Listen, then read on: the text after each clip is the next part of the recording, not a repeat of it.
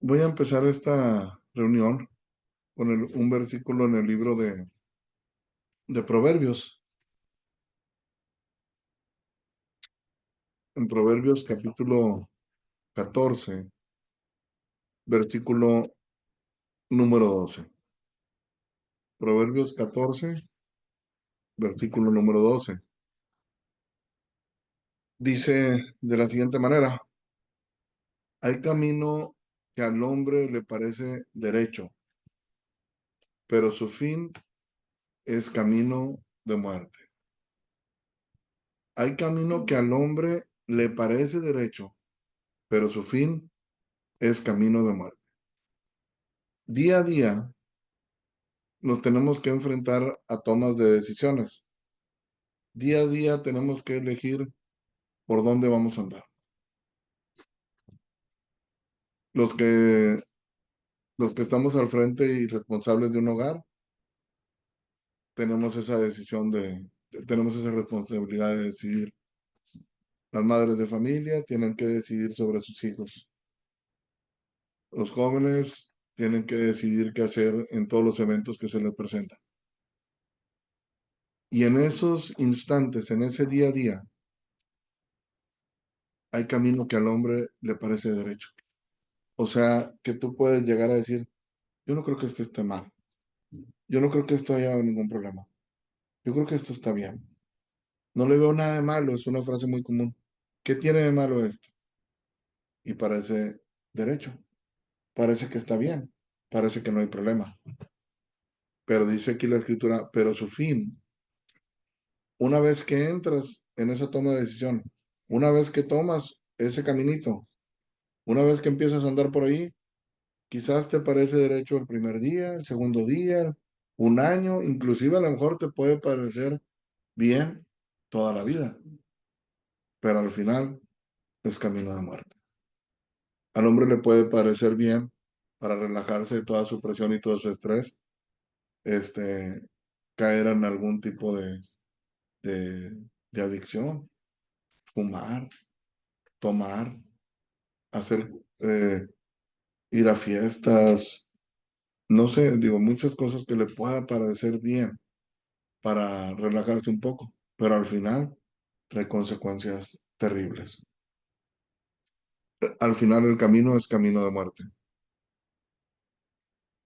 En Juan capítulo 14, versículo número 6, dice, Jesús les dijo, yo soy el camino y la verdad y la vida. Yo soy el camino y la verdad y la vida.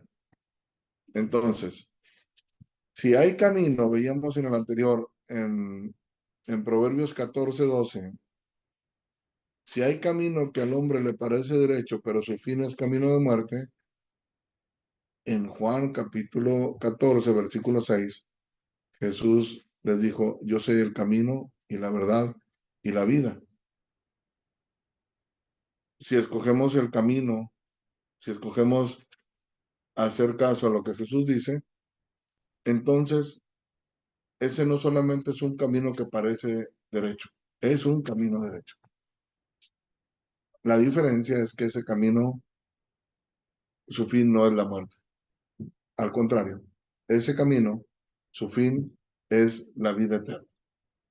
Entonces, si Jesús dijo, yo soy el camino y la verdad y la vida, ¿qué mejor cosa podemos hacer que entender quién es Jesús? Entender qué es lo que le enseñaba. La semana pasada vimos acerca de la enseñanza que se conoce como el Sermón del Monte, en particular acerca de donde él decía que bienaventurados los de limpio corazón. Mateo capítulo número 5, versículo del 1 al 3. Dice, viendo la multitud, subió al monte y sentándose vinieron a él sus discípulos y abriendo su boca les enseñaba diciendo, bienaventurados los pobres en espíritu, porque de ellos es el reino de los cielos. Ahora sí, vamos a iniciar con esta enseñanza en el mismo orden que Jesús lo compartió. Bienaventurados los pobres en espíritu, porque de ellos es el reino de los cielos. Esta frase, los pobres en espíritu, encierra mucho. En primer lugar, un pobre en espíritu es una persona que, para empezar, se humilla delante de Dios. Para empezar, tiene una actitud donde se arrepiente de su vida, donde todo, como dijo el apóstol Pablo, todo lo tiene por basura. Hay gente que dice, es común que dicen estas frases, la verdad no, yo no me arrepiento de nada de lo que ha sido mi vida. Yo no tengo nada de qué arrepentir. Todo lo que he vivido para mí está bien. Y aunque haya cosas que están muy mal, la persona dice, yo no tengo nada de qué arrepentir. Un pobre en espíritu es una persona que cuando conoce la palabra, que cuando conoce lo que pide el Señor, lo que Jesús pide, se da cuenta de que ha fallado y lo primero que hace es cambiar su manera de vivir, cambiar su manera de pensar, ser humilde delante de Dios. Ahora, aquí, para entender mejor esto, dice, viendo la multitud subió al monte y sentándose vinieron a él sus discípulos. Este mensaje lo empieza a dirigir a sus discípulos y abriendo su boca les enseñaba diciendo, bienaventurados los pobres en espíritu, porque de ellos es el reino de los cielos.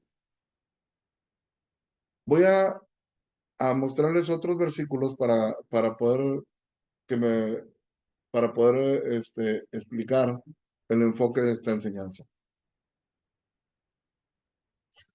Antes, antes de eso, antes del sermón que Jesús les está dando ahí, lo que se conoce como el Sermón del Monte, en Mateo 4, capítulo 4, versículos 17 al 22, lo voy a leer, dice, desde entonces comenzó Jesús a predicar y a decir, arrepentidos porque el reino de los cielos se ha acercado.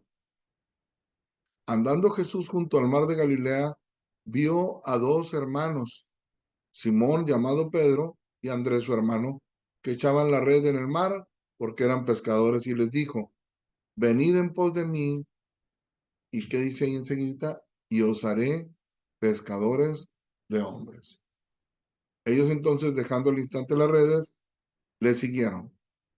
Pasando de allí, vio a otros dos hermanos, Jacobo, hijo de Zebedeo, y Juan, su hermano, en la barca con Zebedeo, su padre, que remendaban sus redes, y los llamó, y ellos, dejando al instante la barca y a su padre, le siguieron.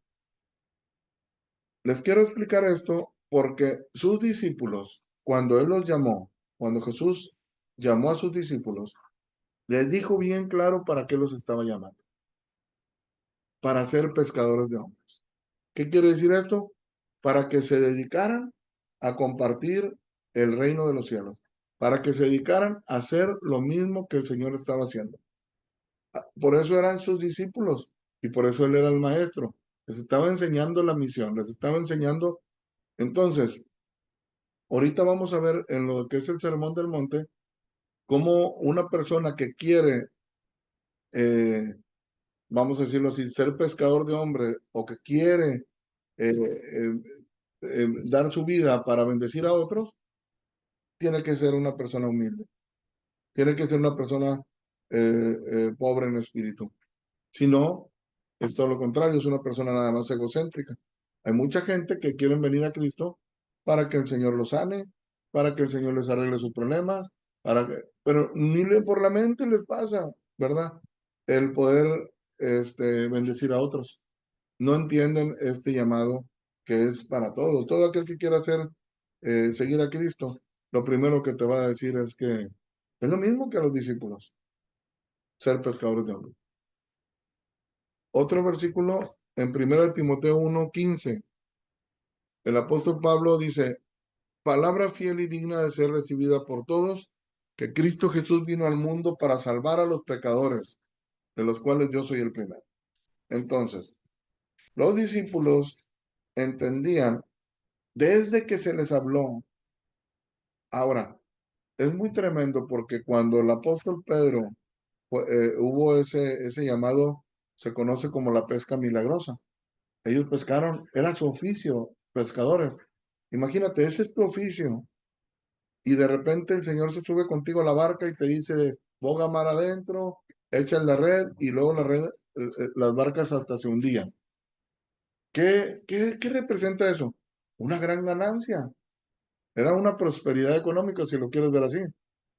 Pero en ese momento, ese milagro, ellos no dijeron, ay, ahora ya encontré la forma de que me vaya muy bien en mi trabajo. Ya encontré la forma de que prospere, que sobreabunde. No, cayó de rodillas Pedro y inclusive le dice, apártate de mí que soy hombre pecador. Y entonces ahí les hace el llamado y dejaron todo. Toda esa gran pesca que tuvieron. Se habían pasado toda la noche tratando de pescar y ahora que recibieron y que vieron ese milagro, lo que pudieron ver es que verdaderamente Jesús era Dios, que verdaderamente no era, o sea, entendieron el propósito. Y, este, y más claro, para que no hubiera dudas, Él les dijo, vengan en pos de mí y los voy a hacer, ya no van a andar pescando eh, este, peces para luego comercializarlos y todo eso, sino que ahora van a trabajar gratis, ¿verdad? Pero van a hacer algo muy importante, hablarle a la gente, rescatar a la gente de las tinieblas de la luz. Eso le dijo a sus discípulos. El apóstol Pablo, aunque sabemos que su conversión fue posterior y todo eso, pero a él le fue revelado todo, igual, como si hubieran dado con Jesús. Dice, palabra fiel y digna de ser recibida por todos, que Cristo Jesús vino al mundo para salvar a los pecadores. O sea, él tenía muy en claro a qué vino Cristo, pero súper claro.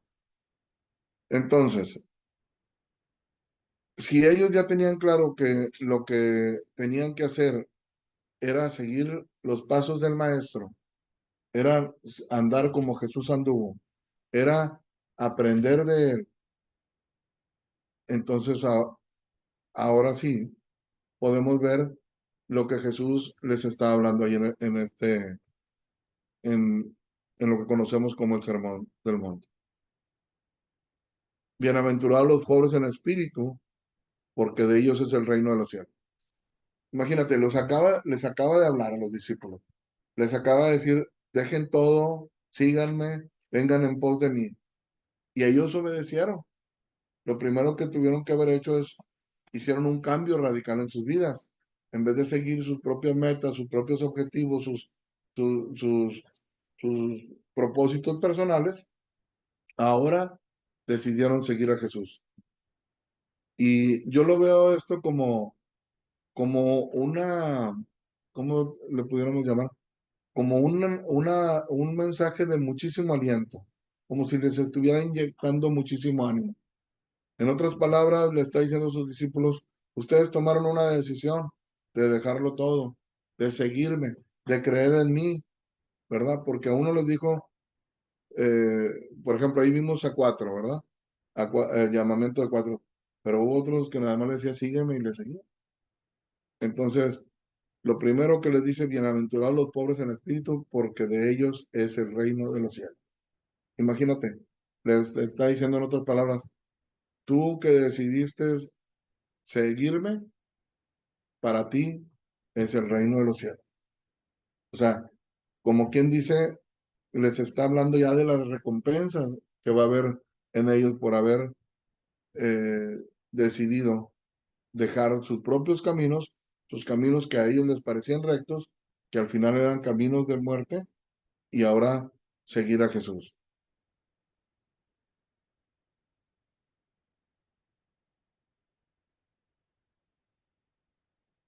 Primera de Pedro 5:5. Igualmente, jóvenes, están sujetos los ancianos a los ancianos y todos sumisos unos a otros, revestidos de humildad, porque Dios resiste a los soberbios y da gracia a los humildes. O sea, en un tiempo para Pedro fue una enseñanza. Bienaventurados los pobres de espíritu, bienaventurados la persona humilde, la gente, y aquí ahora ya Pedro como una persona ya con experiencia, después de haber predicado la palabra, después de haber padecido por Cristo, después de estar, poner en práctica las obras de Dios, está dando instrucciones y les dice, sumisos unos a otros, revestidos de humildad. O sea, si ya estás vestido, si ya eres una persona pobre en espíritu, si ya eres una persona humilde, ahora revístete de eso. O sea, hazlo constantemente. ¿Por qué? Dice, porque ¿qué es lo opuesto al ser humilde? Ser soberbio. Dice, porque Dios resiste a los soberbios y da gracias a los humildes. Cualquier acto de soberbia en tu vida o en mi vida, no debemos de creer ni no debemos de pensar que Dios se va a agradar con nosotros. No resiste. O sea, no, no nos acepta. No va a estar con nosotros. Es mentira. ¿Sí? No debemos de pensar. Aquí les está diciendo bien claro el apóstol Pedro, revístanse de humildad, que no se les olvide que Dios, bienaventurados los pobres en espíritu, porque de ellos es el reino. Pero si tú no eres pobre en espíritu, si tú no te arrepientes, primeramente humillarte delante de Dios y luego en todo momento ser humilde y actúas con soberbia, aquí está bien claro. No ocupamos irnos a la palabra original, no ocupamos diccionario, no ocupamos nada. Dios resiste a los soberbios y da gracia a los humildes.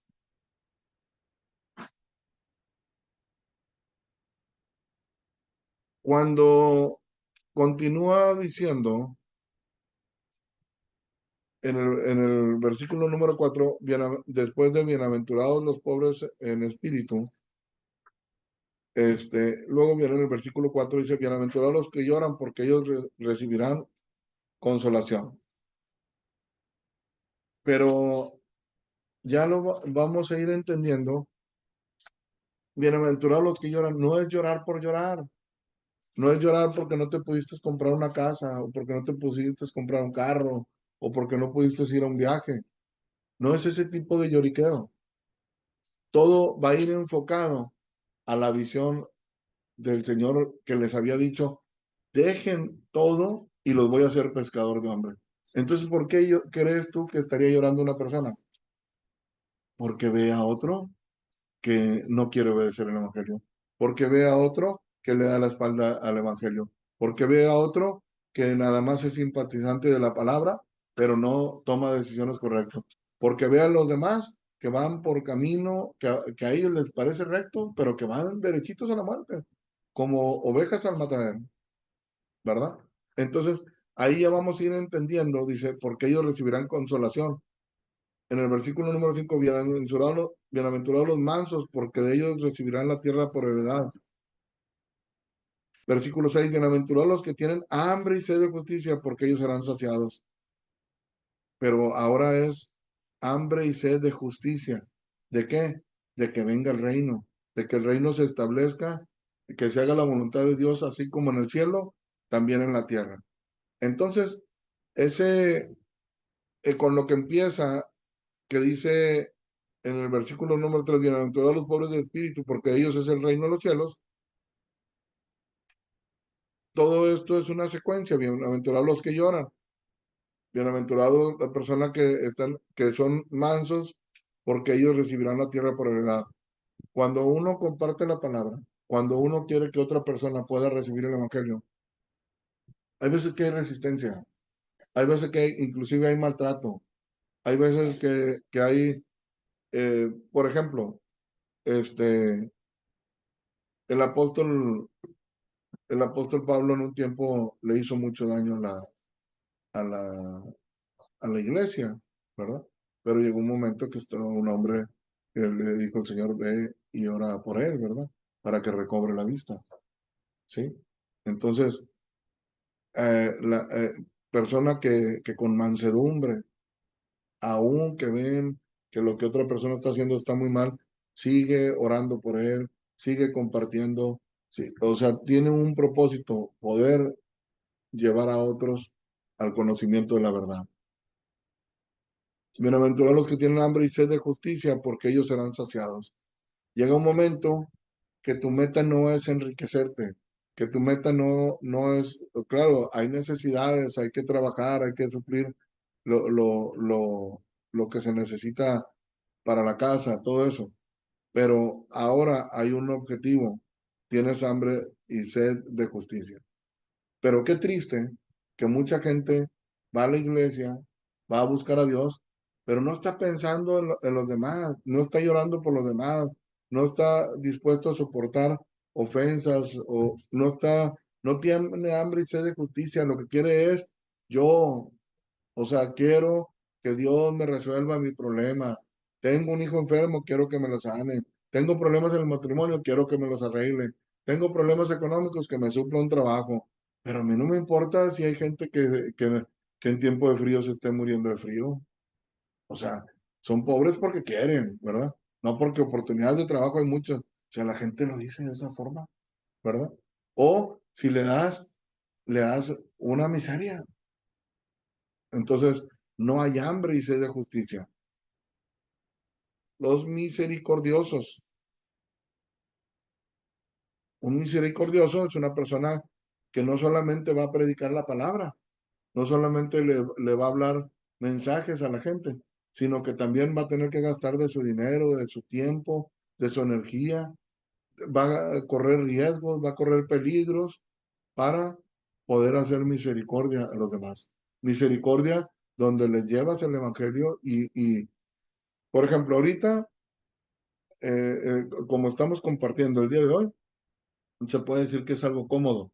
Nosotros salimos de Laredo, Texas, venimos en el carro, venimos con clima, llegamos aquí a la casa donde ustedes nos están dando la oportunidad de compartir, la casa está confortable, el clima está muy bien, todo, está padre, pero ha habido ocasiones donde Dios nos ha mandado a predicar entre la sierra, entre la selva, donde nos hemos metido a colonias muy conflictivas, donde hay demasiados peligros. No sé si te acuerdas, Rafa, hace tiempo cuando íbamos a la cárcel, ¿verdad? Y qué tipo de gente había aquí en Nuevo Laredo, pues el que no era por narcotráfico, era por trata de personas y nos tocaba hablar con mujeres líderes, hombres líderes, o sea, era un peligro tremendo, ¿sí? Este, pero queríamos hacer misericordia. Entonces, dice, bienaventurados los misericordiosos. Le está hablando a sus discípulos. Les está hablando ahí a los discípulos como diciéndoles todo este perfil que se está formando en ustedes va a tener una grande recompensa. Y luego viene ese versículo que compartimos, bienaventurados los de limpio corazón, porque ellos verán a Dios. No se puede ser misericordioso, no se puede eh,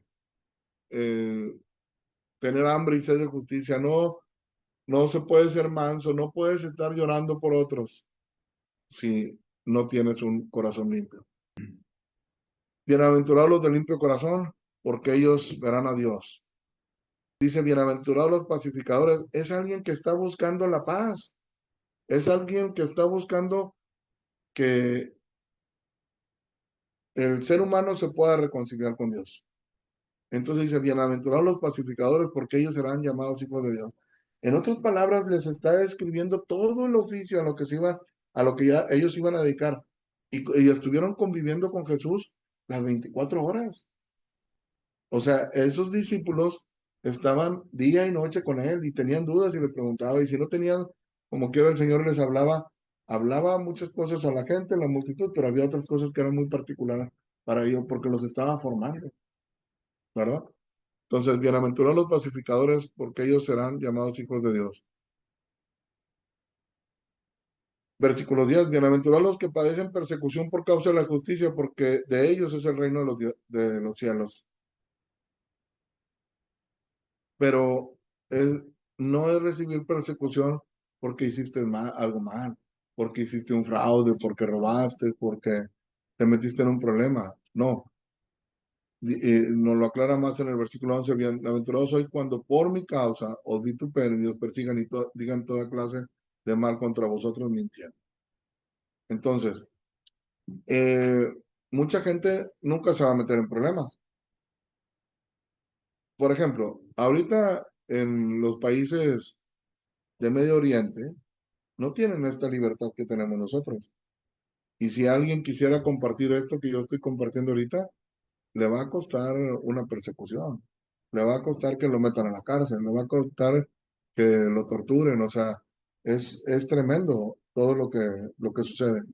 Pero los verdaderos cristianos, dice, padecen persecución por la justicia, pero la justicia que viene de parte de Dios. Cuando quieres que ver, por una parte ves la bondad, el amor, la misericordia de Dios, y por otro lado dices tú, es que no es justo que esta persona siga blasfemando en contra de Dios, es que no es justo que desprecien a Jesús, es que no es justo que sean malagradecidos. Y entonces, este,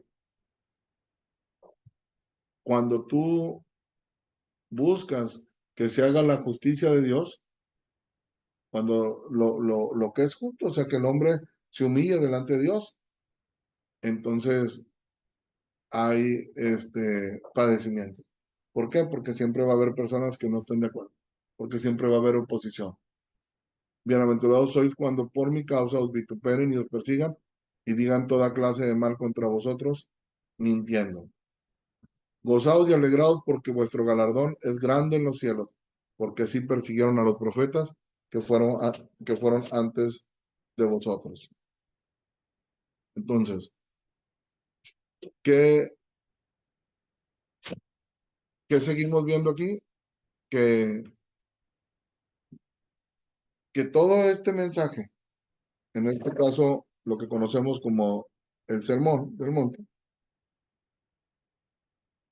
les está, como quien dice, dotando a los discípulos, haciéndoles ver que sí iba a venir eh, vituperios, que sí iba a venir males contra ellos, mintiendo, pero también les está diciendo, ¿cuántas veces les dijo, de ustedes va a ser el reino de los cielos, de ustedes van a tener grande galardón, ustedes serán llamados hijos de Dios? O sea, ¿qué más recompensa pudieras esperar? O sea, una y otra y otra y otra vez diciéndoles el Señor, para que tuvieran seguridad en su estatus delante de Jesús. Ahora, se me viene a la mente, cuando Jesús fue tentado, después de que él ayunó 40 días, ¿cuál era el punto central de la tentación? ¿Qué era lo que se le quería tentar para que él cayera? La pregunta que el mismo diablo le hacía es si eres hijo de Dios, si eres hijo de Dios. Entonces, con todo esto que el Señor está hablando aquí en el Sermón del Monte, después de que muchos dicen, oye, la gente siguió al Señor, nada más le dijo, sígueme, y le siguió. Vengan en pos de mí, dice, y al instante dejaron las redes. Pero no los dejó así. Después ahí se sienta, ¿verdad? Y les empieza a decir todo lo que viene. Y ustedes tienen un privilegio tremendo. Ustedes, en primer lugar, ya les ha sido perdonado sus pecados, están siendo restaurados, pero, pero, esta salvación, este perdón y esta misericordia no es para que se queden con ellas guardaditas.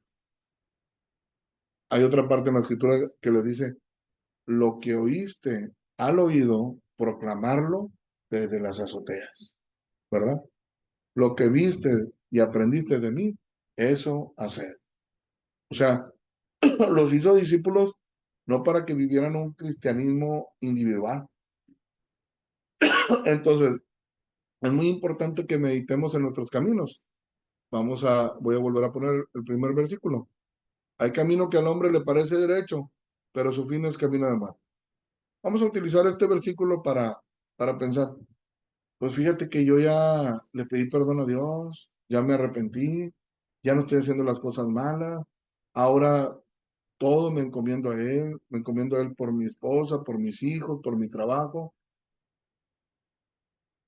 y es todo. Parece, parece derecho, ¿verdad? Parece que está bien, comparado como estaba antes. Pero, ¿qué falta? La humildad, porque no estás viendo por los demás. Porque el Señor hubiera dicho, yo no vine a salvar a una persona, yo vine a salvar a muchos. Y yo no te vine a ti a rescatar para que tú ya simplemente vivas bien. Eso es, por eso dice, buscar el reino de Dios y su justicia y todas las demás cosas que necesitamos serán añadidas. Pero el cristianismo actual va por las añadiduras, por la provisión de la ropa, por la provisión del trabajo, por la provisión de la salud, por la provisión de la tranquilidad familiar. Entonces, se vive, inclusive hay un cristianismo actual que se llama cristianismo egocéntrico. Por ejemplo, ¿cuántas veces se puede estar dentro de una iglesia cantando coritos, viviendo momentos muy padres y los necesitados afuera? Eso es su problema. Entonces, él, después de que llamó a los discípulos, les dijo muy claro, quiénes iban a ser bienaventurados. Así que cada quien lo estaba escuchando, por una parte se podían estar regocijando y por otra parte también yo creo que estaban viendo las demandas. Por eso Pedro, muchísimo tiempo después, pudo decir, sujétense unos a otros, hagan caso, tú joven no seas rebelde, escucha a las personas mayores, porque Dios resiste a los soberbios, pero da mucha gracia a los humildes. Gracia es que te apoya, que te respalda, que te ayuda en todo lo que haces, ¿verdad? Entonces, es muy, muy importante que podamos ver esto, porque a veces la persona dice, es que yo ya le pedí perdón a Dios, es que yo ya decidí cambiar mi vida, pero si estás viviendo una vida egocéntrica, nada más pensando en ti, en tus problemas, en un círculo muy, muy cercanito a la familia, pues el mismo Señor dijo, eso también lo hacen los pecadores, ¿verdad?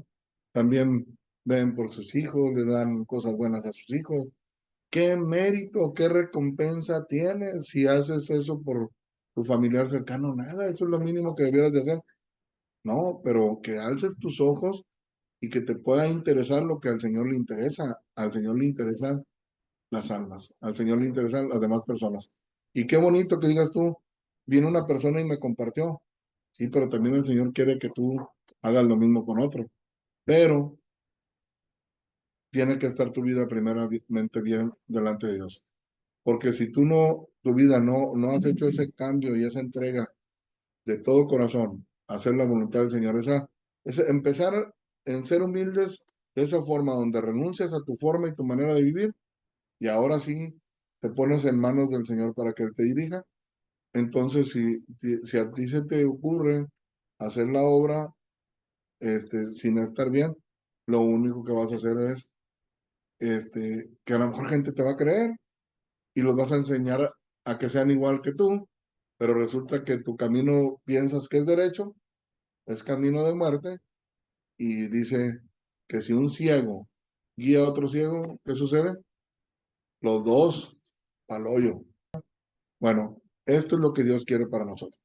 Entonces, lo primero, porque eso Él se lo hablaba a sus discípulos, en este caso los discípulos les estaba sirviendo mucho, era como un consuelo y era como este, ¿cómo lo podemos llamar? Como una motivación, ¿verdad? Un aliento de saber que su trabajo no era en vano, de saber que iba a haber dice, grande galardón. Serán llamados hijos de Dios.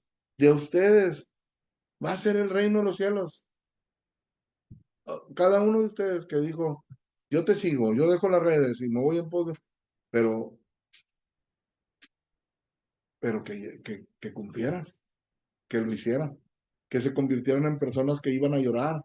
Dice Pablo, por quien sufro dolores de parto hasta que Cristo sea nuevamente formado en ustedes. Lloraban por la gente, les dolía a la gente. Ellos querían, ¿se acuerdan una enseñanza que cuando el rey Agripa dijo, por poco me persuades a ser cristiano? Pablo le dijo, quiera Dios que todos los que están aquí, excepto estas cadenas, por poco, por mucho.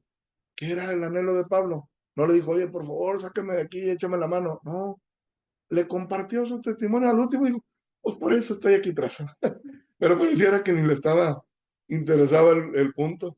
Lo que estaba haciendo era compartiendo su testimonio 25 años después de que tuvo esa experiencia con el Señor, predicándole a todos, compartiéndole a todos, anhelando ser un pacificador, anhelando ser un reconciliador entre Dios y los hombres. Entonces, el punto es el siguiente. Si no, si no somos de los que lloran, si no somos mansos, si no tenemos hambre y sed de justicia, si no tenemos misericordia, si no tenemos un corazón limpio, si no somos pacificadores, si no padecemos por causa de la justicia, yo pregunto, ¿irá a ser de nosotros el reino? ¿Podremos ser llamados el día del final hijos de Dios? Dice, gozaos y alegrados porque vuestro galardón es grande en los cielos. ¿Será grande el galardón? ¿Qué te van a galardonar? ¿Qué hiciste? ¿Qué quieres que se te recompense?